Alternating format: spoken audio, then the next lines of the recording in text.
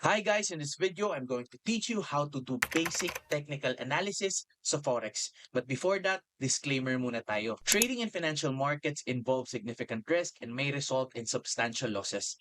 Past performance is not indicative of future results. Always seek advice from an independent financial advisor before making any trading decisions. And with that, let's get into it. Technical analysis in Forex involves evaluating currency pairs based on historical price movements and trading volumes. So dalawa lang yung kailangan yung maintindihan, price and time.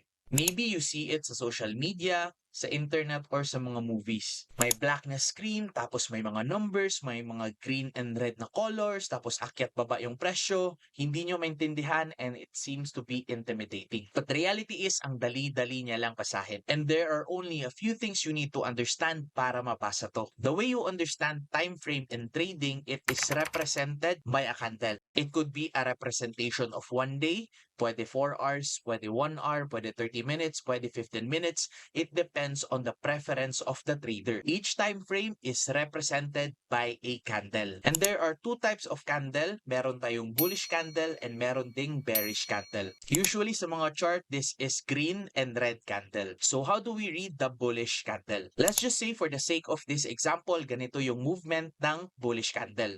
Dito yung entry, bumaba siya, umakyat siya, and then dito siya nagtapos, dito siya nag-close. You will see sa pinakababa, that's gonna be the lowest price niya. Sa pinakataas, that's gonna be the highest price na inabot niya for that time frame. And that is represented through a candle this way. Dito yung entry, dito yung close, that's how you see it in the chart. And since nandito yung lowest point and highest point natin, it is represented by a wick or a light. So, ganun basahin yung bullish candle. And reading the bearish candle, it's exactly the same the way you read a bullish candle. Magkaiba lang yung open and closing time. So again, for the sake of this example, ganito lang yung movements ng ating bearish candle. This is gonna be the entry point. Tumaas siya, bumaba siya, and eventually nag-close siya lower than the entry price. So dito yung closing. And based on this example, this is the highest price na inabot ng time frame na to. And this is the lowest price na inabot sa time frame na to. And that is represented by this candle. And since this bearish candle, umabot siya at a certain price, it is represented by wicks or a line. So lowest price and highest price. So that's how you read the bullish and the bearish candle. And now I'm going to teach you paano basahin yung support and resistance sa trading chart. For the sake of this example, para mabilis and madali yun siyang maintindihan, I'm going to use a Rolex watch. So this is our chart. Meron tayong price, meron tayong time. And for example, yung starting price ng ating Rolex watch is 300,000 pesos. People buy the watch. And eventually, because of the demand, sobrang taas, nag-increase din yung price niya. Eventually, umabot siya sa 1 million pesos. And because 1 million pesos ayaw nang bilhin ng ibang mga tao, wala nang willing bumili, bumaba ulit yung presyo. After this one, umakyat ulit ang presyo, and nag-reject ulit siya sa 1 million na price. Because of that, bumaba ulit yung presyo ng watch. Balik siya sa 300,000 pesos. Now, no one is willing to sell below 300,000 pesos, and this is the lowest or yung presyo na people are willing to buy the watch. So in this example, 300,000 is our support and 1 million is our resistance. Again, this is just an example para mas madali nyo siyang maintindihan. Now from 300,000 pesos, it broke the 1 million price.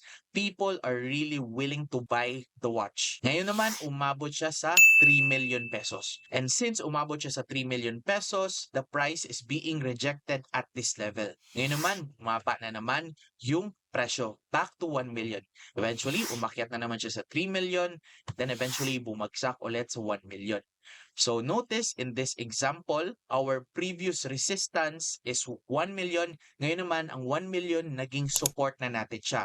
And our new resistance is the 3 million price. So basically, in Forex, ganito din pagbasa ng chart. So I'm going to show you an example, and with your own naked eye, gusto kong hanapin ninyo yung support and resistance. I'm gonna give you 5 seconds to do that. The support line is here and the resistance line is here. Notice the pattern of the price. Meron siyang rejection at the support and resistance level. Next example is this one. Just ignore the red line sa dulo and the green line sa pinakadulo. With your own naked eye, hanapin nyo yung support and hanapin nyo rin yung resistance. I'm gonna give you 5 seconds to do that.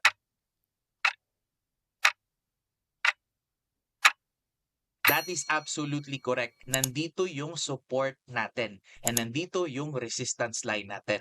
And now, since you understand the support and resistance, I'm going to discuss or tuturuan ko kayo paano intindihin yung trend lines and yung direction ng market. Isipin nyo para siyang support and resistance na line but it's going on a certain direction. This is basically what we call a channel. So in this direction, you will see that the lowest point or the lowest price umakyat and the highest price umakyat din siya. Higher lows and higher highs. If you see these 4 points in a chart, that basically means the market is uptrend. And it's exactly the same pag pababa yung market or downtrend. You will see lower highs and lower lows. If you see these 4 points in a chart, that means that the market is going down or downtrend. So in this example, with your own naked eye, draw an imaginary channel or trend. Saan kaya papunta yung market? Is this an uptrend channel or a downtrend channel? I'm gonna give you 5 seconds to analyze and make up your mind.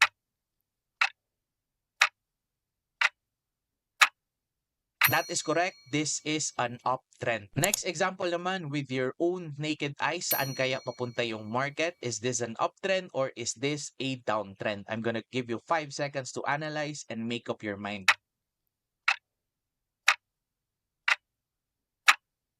That is correct. This is a downtrend channel. Last but not the least, what if naman yung sa example natin kanina, yung support and resistance, the price doesn't go anywhere. It's just rejecting the support and resistance level. This is basically what you call a ranging market or a consolidating market. Wala siyang clear direction or trend. And that is the basic technical analysis sa Forex. Sana may natutunan ka. Happy trading and God bless.